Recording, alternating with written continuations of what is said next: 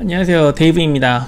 오늘 그 18을 이제 또 보는데 또 알려드릴 말씀도 있고 나눌 뭐 정보라고 해야 되나요? 제가 생각한 것들이 좀 있어가지고 한번 또 리뷰를 켜게 되었습니다. 11화 하기 전에 리뷰를 또 하게 될 줄은 몰랐는데 하게 됐습니다.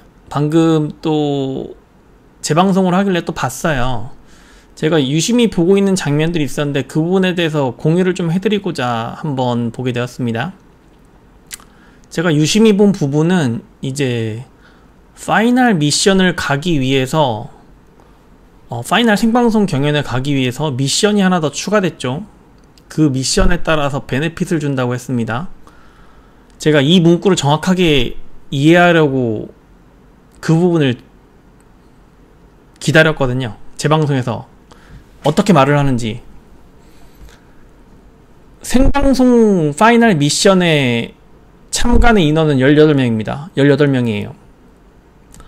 그러면 그 전에 가기 전에 미션 하나를 더 추가했죠. 베네핏 미션을 555 경연을 한 다음에 거기서 이제 개인 직캠 영상에서 조회수가 가장 높은 사람 좋아요를 누른 조회수가 아니죠. 좋아요 횟수 누른 사람 개인 직캠 영상에 좋아요를 누른 사람에 한해서 베네핏을 더 주는 것 같아요. 이걸 보고 저는 무슨 생각이 들었냐면 드디어 엠넷이 보이지 않는 손을 작용하기 시작했구나 라는 생각을 했습니다. 자, 생각을 해보세요. 제가 여태까지 투표는 전부 유니버스 앱으로 했습니다. 여러분들 다 아시다시피 유니버스 앱으로만 했어요. 근데 갑자기 베네핏 점수를 부여하는 방식에 플러스 알파가 추가된 거예요. 이것이 무엇을 의미하느냐. 여러분, 제 직업이 뭐라고 했죠? 저 IT 개발자입니다. IT 개발자예요. 유니버스 앱으로 투표를 하면 거기에는 모든 로그 기록이 남습니다. 어디서 접속을 했고 누가 무슨 버튼을 눌렀고 그런 모든 기록이 남아요. 예, 그거는 기본입니다. 개발자가 하는 기본이에요. 그러면 유니버스 앱의 엠넷 게 아닙니다. 엠넷 게 아니에요. NC소프트 겁니다. 유니버스 앱이. 무슨 이야기냐? 유니버스 앱으로 투표한 건 엠넷이 건드릴 수가 없어요. 이거는 제 추리소설입니다. 추리소설이 약간 가미돼서 얘기하는 거니까 들으시면 됩니다. 물론 개발에 관한 건 무조건 팩트입니다. 무조건 팩트예요. 엠넷이 이 투표수를 건드릴 수가 없다는 겁니다. 유니버스 앱으로 들어온 투표수는. 왜냐면 로그 기록이 다 남기 때문에 그 개발자나 그 시스템 관리자가 다 보고 있단 말이에요. 누가 투표로 해서 얼마를 얻었고 누가 투표해서 덜 얻었고에 대한 모든 기록과 로그가 다 남아있단 말입니다. NC소프트에. 그런데 지금 엠넷 K-팝 유튜브 채널에서 555 미션을 이제 3팀 나눴죠. 1팀, 2팀, 3팀. 근데 이게 1팀에 모두 몰아졌어요. 보니까 1팀은 다 데뷔 쪽 멤버인 것 같고 2팀을 보면 2팀은 뭐 이거 제 개인적인 판단입니다. 2팀은 버리는 팀 같고 미션 3팀은 거기에 이제 뭐 천신회도 있고 뭐 이케마루안도 있고 김보라도 있죠. 그 정도 3명 정도가 이제 뭐 변수라고 보는데 1팀이 결국은 데뷔 멤버에서 크게 변하지 않을 거라고 봅니다. 2팀은 제가 봤을 때는 버리는 팀 같습니다. 그러면 이 플러스 알파 베네핏을 왜 넣느냐. 이거는 NC소프트가 건드릴 수가 없는 부분이에요. 엠넷만 알고 있는 부분입니다. 여기서 좋아요를 누가 얼마나 눌렀는지는. 그러면 이 개인 직캠 좋아요 수가 많은 사람을 저희가 볼 수가 있으면 상관이 없는데 보니까 누적 좋아요가 카운트가 안 돼요. 내가 좋아요를 누른 사람 눌렀는지 안 눌렀는지만 볼 수 있고 누적으로 몇 명이 좋아요를 눌렀는지를 보여주지 않는다는 겁니다. 자, 제가 너무 추리소설을 많이 봤는지는 모르겠는데 결국은 유니버스 앱으로만 투표를 하면 엠넷이 이거를 어떻게 해볼 수가 없는 거예요. 누가 몇 표를 얻었는지를 NC소프트 사람들이 보고 있기 때문에, 시스템 관리자나 이걸 개발한 사람들이 모두 알고 있기 때문에 엠넷이 이거를 건드려 볼 수가 없어요. 만약에 션샤우팅이 1등을 하더라도 션샤우팅이 5등을 했습니다 라고 말할 수가 없다는 겁니다. 역으로 이를테면 만약에 엠넷이 유니버스 앱을 발주를 해서 NC소프트가 개발을 해주면 상관이 없어요. 그거는 그거는 다른 경우인데, 만약에 엠넷이 유니버스 앱을 개발해달라고 발주를 해서 NC소프트가 그거를 개발해서 엠넷한테 줬으면 엠넷이 그 시스템 관리자 역할을 하고 관리자 페이지를 가질 겁니다. 그래서 거기에 대해서 엠넷만 알 수 있어요. 거기에 대해서는. 그런데 제가 유니버스 앱에 대해서 가장 처음 리뷰를 할 때는 저는 그렇게 이해를 했죠. 걸스플랜이 첫 리뷰에서 유니버스 앱에 대해서 이야기하면서 제가 그렇게 이해한다고 했죠. 그러면서 중간에 이제 애플 뮤직에 대해서 이야기하면서 뭐 애플 태블릿 이야기하면서 유니버스 앱에 대해서 얘기하면서 충격을 받았다고 이야기하면서 뭐라고 했죠?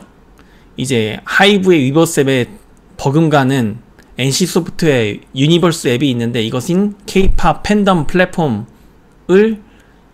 양사 라이벌이 되고 최대 K-POP 팬덤 플랫폼을 만들었고, NC소프트가 주관이고 CJ ENM하고 엠넷이 거기에 발을 담궜더라.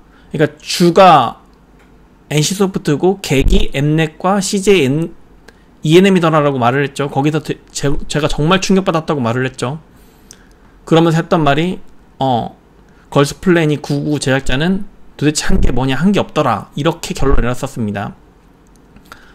그래서 정리해서 말씀드리면 엠넷이 유니버스 앱을 개발해달라고 발주를 내고 NC소프트가 그걸 개발해서 납품을 했으면 이야기가 다른데, NC소프트가 그냥 개발했단 말입니다. 거기에 CJ ENM하고 엠넷이 들어간 거예요. 결국은 이 시스템 관리자는 NC소프트라는 겁니다. 이 투표 누가 어느 지역에서 어떤 IP를 가지고 어떻게 무슨 계정을 가진 사람이, 이를테면 데이브, 제가 유니버스 앱에 로그인을 하면 데이브로 남습니다. 그리고 IP도 남아요. IP도 남고 제가 이제 무슨 페이지를 보는지 어떤 버튼을 클릭하는지가 다 로그로 들어간단 말입니다. 이거는 명확합니다. 이건 제가 개발자이기 때문에, 저도 그렇게 하기 때문에 이거는 공통이에요. 그냥 어느 회사를 가던 공통이에요. 그냥 당연히 그렇게 되게 되어 있어요. 그러면 시스템 관리자도 개발자도 NC소프트에 있고 서버도 NC소프트에 있는데, 서버가 NC소프트에 있다는 게 되게 중요한 이야기입니다. 엠넷이나 CJ ENM 제작자들이, 걸스플래닛 제작자들이 이거에 대해서 건드려 볼 수가 없다는 거예요. 그러면 그야말로 유니버스 앱으로 투표한 대로 그냥 1위부터 9위까지 그냥 대기 멤버입니다 하고 선발하고 끝내야 돼요. 근데 지금 베네핏을 넣었죠.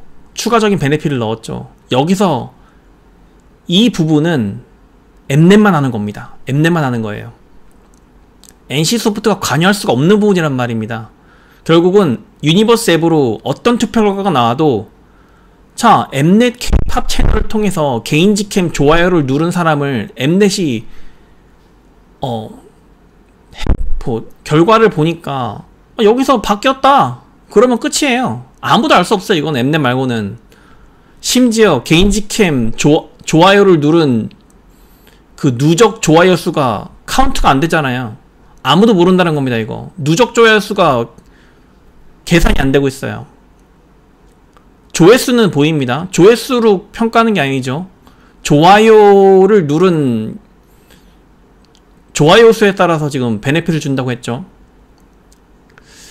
이거 추리소설입니다. 제가 근데 되게 그럴 거라고 생각합니다. 여기서 엠넷이 보이지 않는 손을 작용하겠구나 라는 게 제 주장입니다. 제 주장이고, 결국은 여기에 따라서 18명을 가릴 거고 18명 이후에도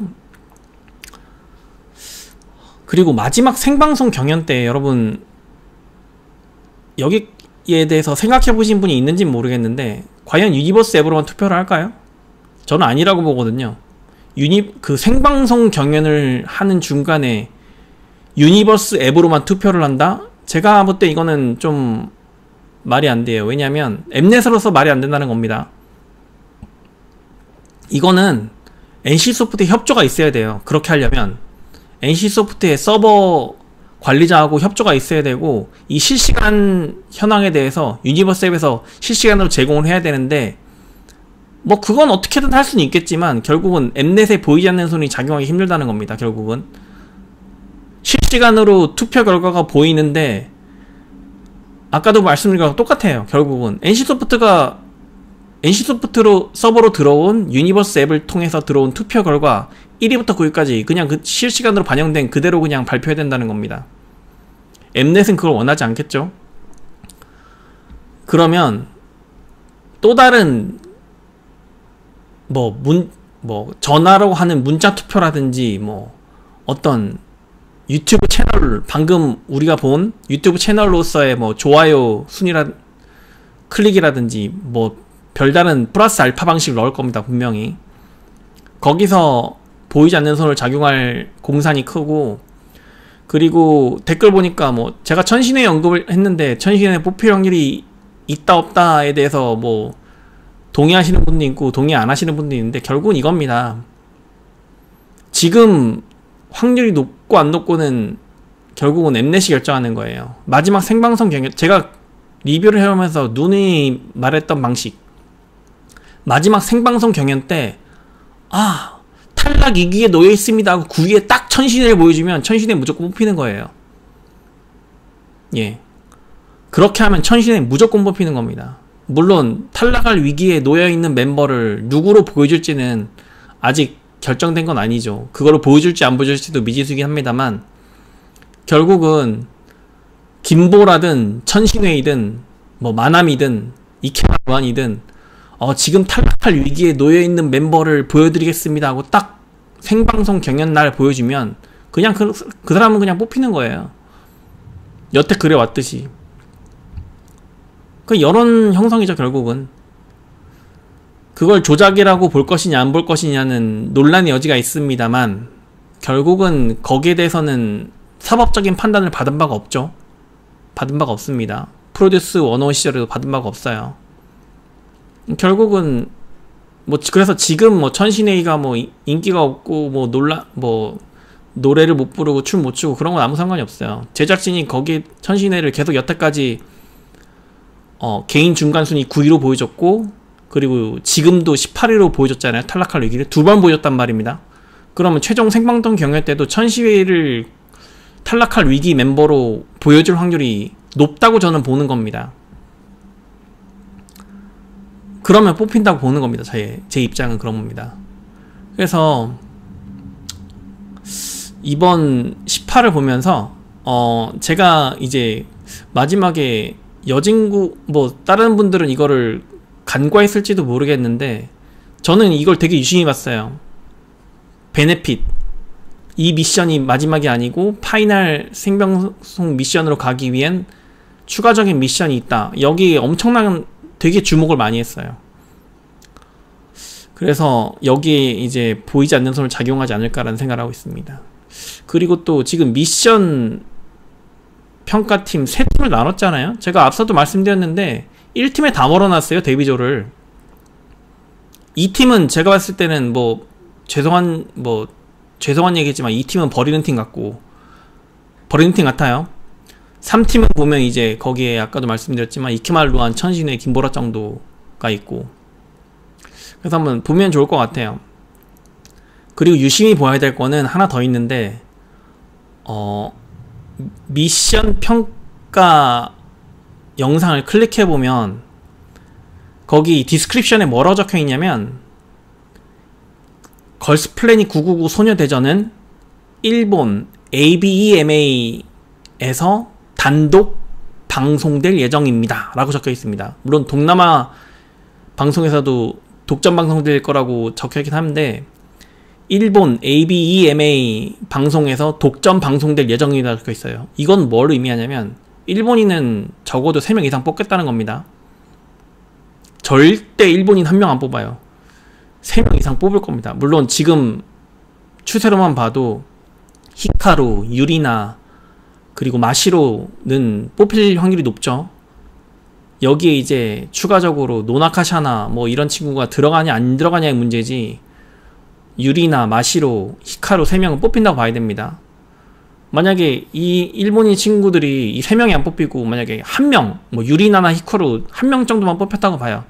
일본에 독점 방송할 이유가 없어요. 일본 이걸 볼 이유가 없어요. 이미 결과를 다 아는 상황인데. 그렇겠죠? 당연히.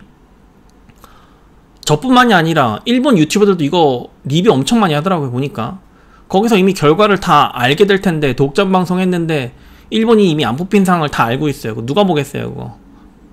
결국은 일본인 J그룹에서는 3명은 무조건 뽑힌다고 봐야 되고, 이제 한국인이 몇명 뽑힐지를 모르겠고, 뭐 지금은 최유진, 김다현은 무조건 뽑힌다고 보고, 뭐 김보라도 뽑혔으면 좋겠다는 게 제 주장이고, 강에서도 뽑히지 않을까라는 생각을 하고 있습니다. 김채연은 뭐 웨이크원 소속이라서 뽑힌다고 보는 분들이 많은 것 같은데 그건 잘 모르겠어요. 솔직히 그건 잘 모르겠어요. 그리고 댓글 좀 보자면 우국님이 좀 길게 좀 방송해달라고 하셨는데, 저 편집하기 지금 힘들어요.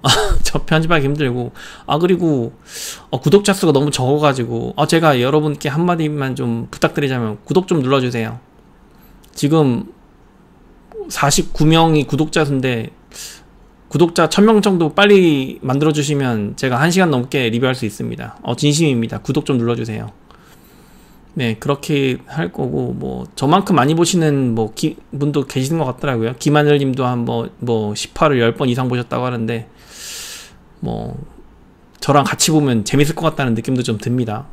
저도 뭐 그래서 하여튼 10화 리뷰를 한번 더 해보는 의미에서 이걸 진행해봤고, 뭐 댓글 되게 길게 주시는 분들 계시는데 제가 다 읽어보고 있습니다. 저한테 뭐 궁금하신 점이나 있으면 뭐 적어주시면 제가 답답해 주실 것 같고, 뭐 천지연님이 뭐 김보라가 떨어졌다는 스포에 대해서 어떻게 생각하시냐고 질문하셨는데 이틀 전에 쓰셨어요. 이틀 전이 이제 토요일이죠. 그건 말도 안 돼요. 왜냐면 실제 떨어질 수는 있습니다. 근데 이틀 전 상황에서 떨어짐을 확정할 수 없다는 거예요. 왜냐면 투표를 10월 9일 오전 10시까지 받았잖아요. 그러면 그 이후에 생존자 발표식을 했을 텐데, 근데 천지현님이 쓴 당시가 10월 9일이잖아요. 그러면은 그때는 누구도 모른다는 겁니다. 확정이 안 됐다는 거예요. 물론 김보라가 18명 안에 떨어졌을 수는 있습니다. 근데 탈락할 수 있는 멤버를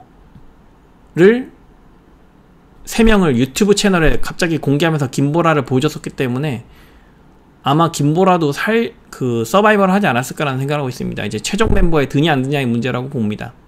그리고 제 개인적인 의견은 김보라까지는 들 것이다. 왜냐면 지난 리뷰에서도 말씀드렸지만 최유진, 김다연, 김보라 이 3명이 들어가야 안정적이 돼요. 그룹이. 물론 그렇다고 해서 이 그룹이 뜬다는 소리는 아닙니다. 그리고 저는 걸스플래닛 999의 최종 데뷔 팀의 이름을 플래닛걸스라고 보고 있어요. 플래닛걸스. 아이디어가 안 떠오르더라고요. 그래서 플래닛걸스라고 생각을 하고 있는데 가장 무난하지 않나라고 생각을 합니다. 그래서 이번 리뷰는 또 마치고요. 11화 리뷰 11화 끝나면 또 돌아올 건데 구독 좀 눌러주십시오. 저 이런 말 하기 좀 별로 안 좋아하거든요. 솔직히 구독 눌러주세요, 좋아요 눌러주세요, 알람 눌러주세요 이런 거 말하기 좀 별로 안 좋아하는데 한번 부탁드립니다. 구독 좀 눌러주십시오. 예, 감사합니다. 또 들어오겠습니다. 안녕히 계세요.